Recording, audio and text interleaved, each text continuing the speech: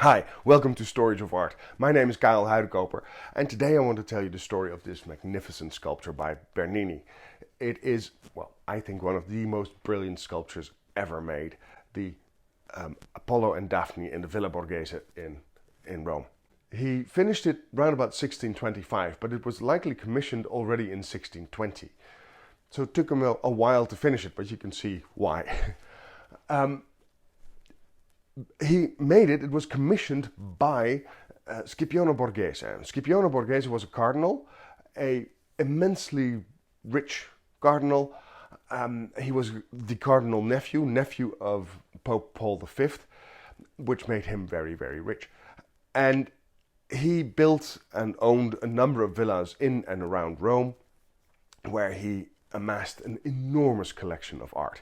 He commissioned a number of works like, well, this one, as part of a large series of commissions to Bernini.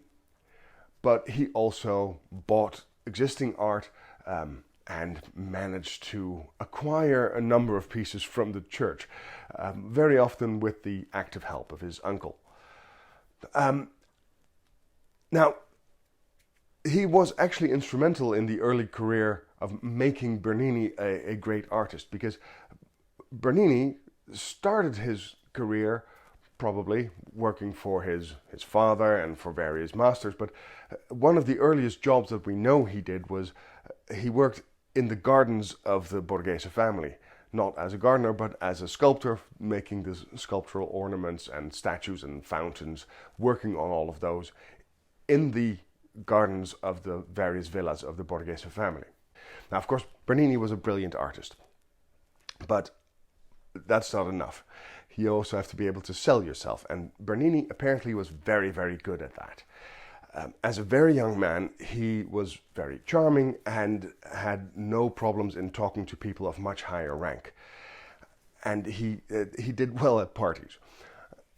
And that's most likely how he managed to find his way into the circle of Scipione Borghese, from being just an assistant working on garden ornaments to becoming one of the artists that Scipione Borghese favored above all others, because Scipione then started ordering works of art from Bernini and actually acquired quite a big collection of very large, very expensive works. The first job that Scipione Borghese actually gave Bernini as a private commission was, well, a minor one.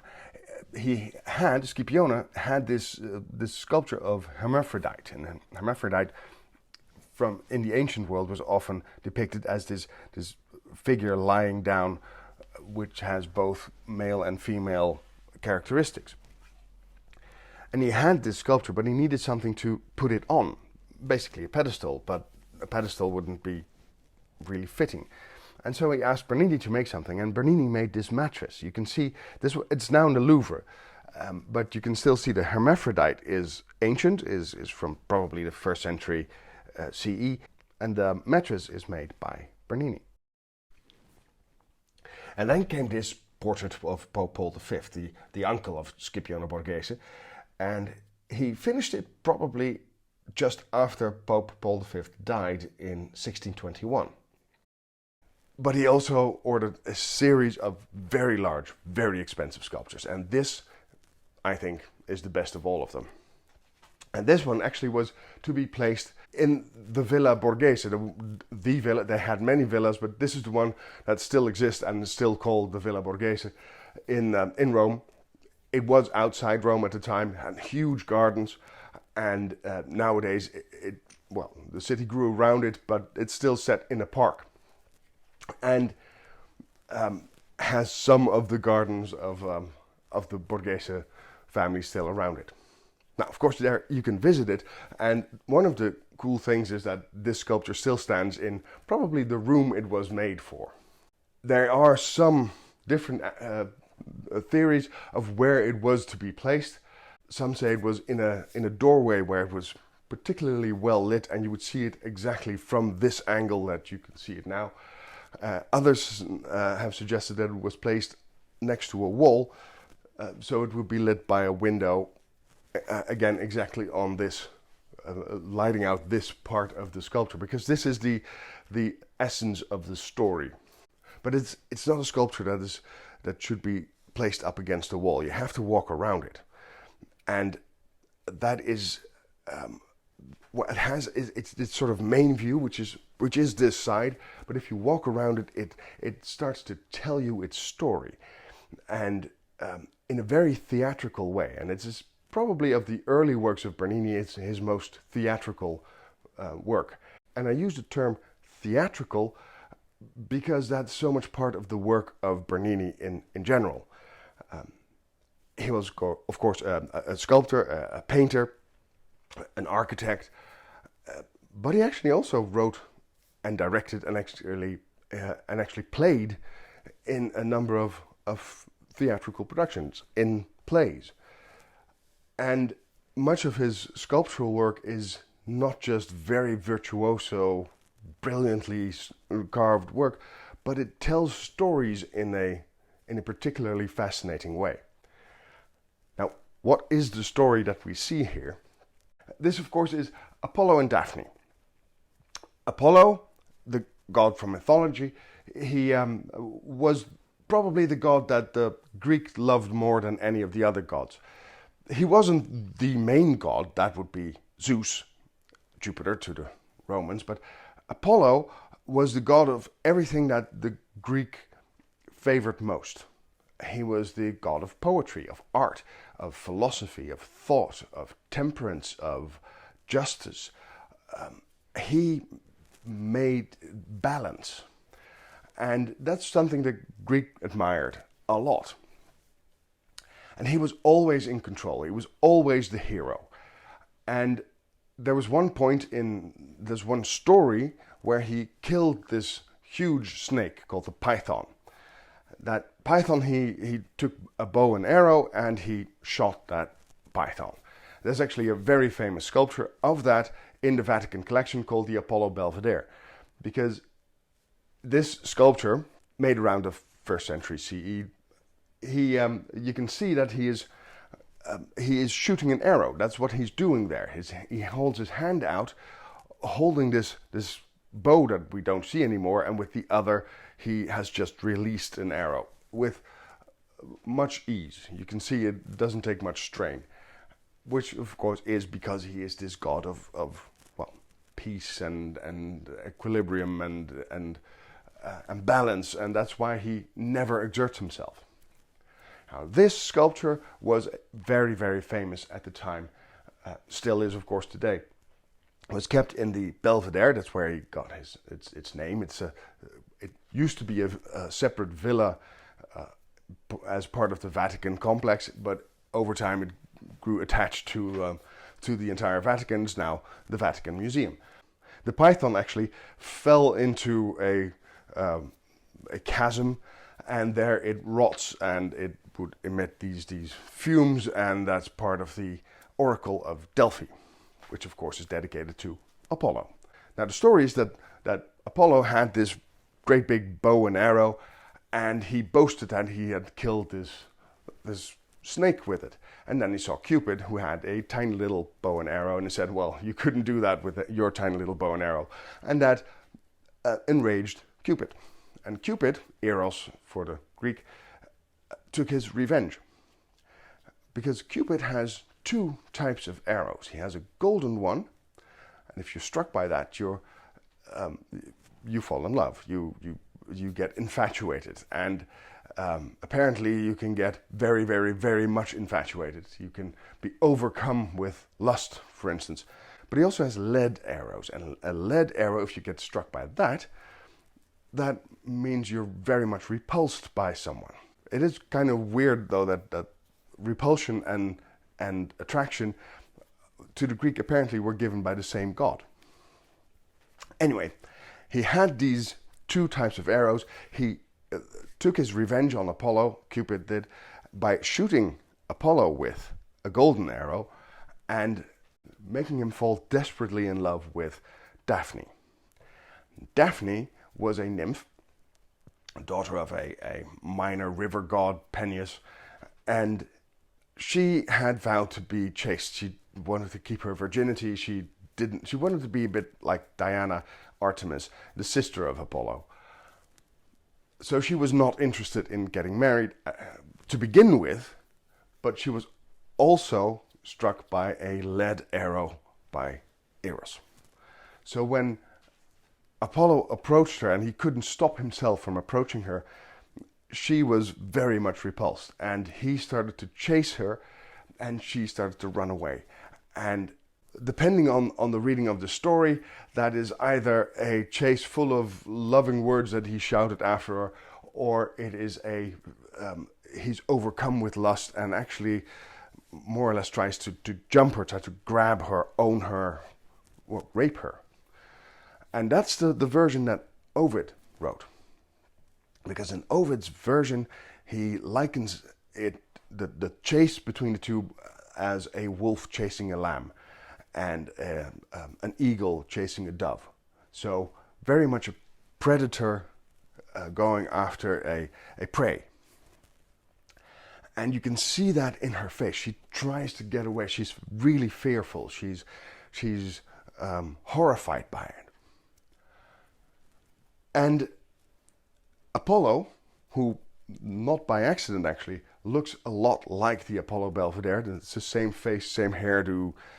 It's of course definitely a reference to that sculpture. Apollo can't help himself but run after her because of this, arrow of Eros. And they are evenly balanced all the time. She has all the godly powers to run away, he has all the godly powers to run after her. And so they chase each other for a long, long time. But Eros tries to intervene. He tries to trip Daphne, he tries to push on Apollo, so he gets closer and closer and closer. And she then begs her father, Peneus, as I said, a river god, to save her, to make her ugly, to transform her from this form that made her a victim. Which is a strange way to put it, I know, but that's the story the way Ovid tells it. And he does. He transforms her into a laurel tree. And right at the moment that Apollo gets to her, she's suddenly transformed.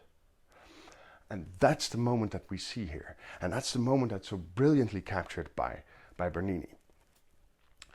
And you see that Apollo comes after her, and he has a calm face, really, for someone who has been chasing her forever.